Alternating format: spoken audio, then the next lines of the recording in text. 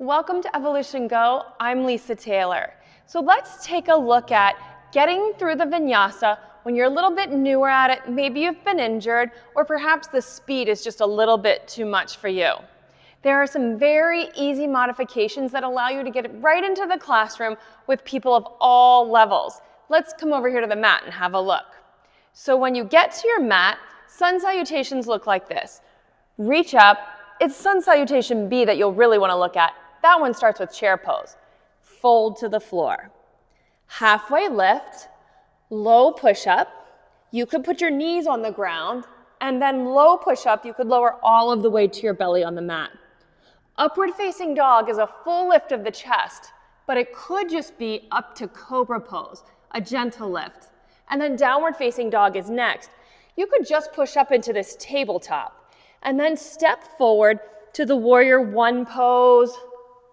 Maybe it's a triangle pose we're stepping into, or perhaps it's a crescent lunge. We use sun salutation B to get from side to side and do a lot of different poses. So you know that you could go to the upward dog and to the downward dog, or take the cobra pose, come to the tabletop, and begin the stepping forward. Let's have another look. So sun salutation B, you'll start in the chair pose. Fold to the floor. Halfway lift, step into the push-up, onto your knees, lower to your belly. Cobra pose, come back to your hands and knees to a tabletop while everyone else is going to downward facing dog. Step your right foot forward. Warrior one, maybe with the back knee on the ground or the straight back leg. Then what you'll see after that is the group switching to the other side. They'll go to another push-up, upward dog, downward dog. Now you could take that, it's called the vinyasa, in a modified way as we've just done. Doing the push-up on your knees all the way down to your belly, taking the camel and going to the tabletop to switch to the left side. Or you could skip that vinyasa and take your time moving from the right side to the left side. It would look like this. Let's go back to the mat. So once you've completed the warrior one on one side, you simply could leave your hands on your hips, switch sides, while the rest of the group is taking the vinyasa, and be ready when they get to the left side. Those are the simple ways to stay right in the flow of the practice while everyone else in the room seems like they're going a little faster than you want to go. Let's see the whole thing together now. Come on back to the mat. Chair pose to begin. Forward fold. Halfway lift. High push-up to low push-up. You'll also hear the word chaturanga. Cobra pose. Tabletop. While others are doing up dog, down dog. Right foot forward. Warrior one or some lunging pose. You'll hear the words chaturanga, up dog, down dog, while you switch sides. And then you'll hear left foot forward. And you're ready for warrior one on this side. That's a really easy way to get from one side to the other as you're learning your way through the vinyasa. Now, let's have a look at what it would be like to have to take the vinyasa without putting any pressure on your upper body, your shoulders, your hands, your arms. There are a million reasons why a person might not be able to do this. So come on back to the mat.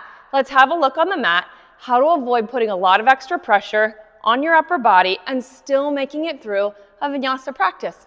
Come on over. Okay, sun salutation A or B, we'll go with B. Chair pose, forward fold. Halfway lift, chaturanga, up dog, downward facing dog. Use a puppy pose. Right side warrior one, chaturanga, up dog, take a somewhat camel pose, down dog, stretch into the puppy pose. Puppy pose is really just a child's pose where your hips are up in the air rather than settled to your heels. The pressure is really light on your hands. You'll just use your fingertips on the ground and stretch from fingertips to shoulders. There's really no weight in my hands here. Then you just move to the left side, reaching up. Come on down for the upward facing dog, taking a camel pose, and then the puppy pose for the downward facing dog. So that'll get you through the sun salutations. Now we've got some other things to look at. Next thing is when we do the flip dog. So you'll see the group doing something like this. They'll be in downward dog, raise a leg, bend a leg, and flip over. Now you're not doing that if you can't put pressure in your shoulders and your wrists. So let's have a look at an alternative. You'll have just been taking your puppy pose, or maybe you'll be in a tabletop position. Really light pressure on your fingertips rather than weighing down heavy, depending on why you've taken these modifications. Now as they flip over, turn around. Sit on your hips. Put fingertips beside you or behind with very little pressure, shoulder rolling back. The other arm, like a tabletop, like you're holding a tray beside you, chest lifting. You'll feel the same stretching open across your chest. From the front, it looks like this. Just still working the same stretching. You'll do that on either side as you hear the group doing a flip dog pose. Now, some other challenges that you would have as you're moving through the practice and seeing the group bear a lot of weight on their shoulders are some of the back bends, like the bridge pose. I think you could manage that one, where you're lying flat on your back,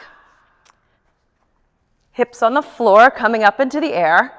The bridge pose can be taken as the modification then for the wheel pose, where the hands go overhead and the hands and feet are pressing the rest of the body up into an arcing pose. Looks like this. Hands on the floor, feet on the floor, press up. So to skip that one, you'll just take the bridge pose. Now, earlier in the practice, side plank can be a challenge, and here's a really great solution. This one's going to build a lot of core strength. So side plank is when your body is shaped like a letter T and it tips over. A lot of pressure on this whole lower part of your body. So put a knee down, put a foot on the floor, and then just reach. So you still see I have that big long T shape in my body, and now I'm working the muscles of the side of my waist really incredibly.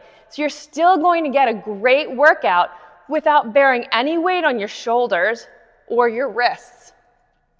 For the inversions, you'll just skip things like handstand.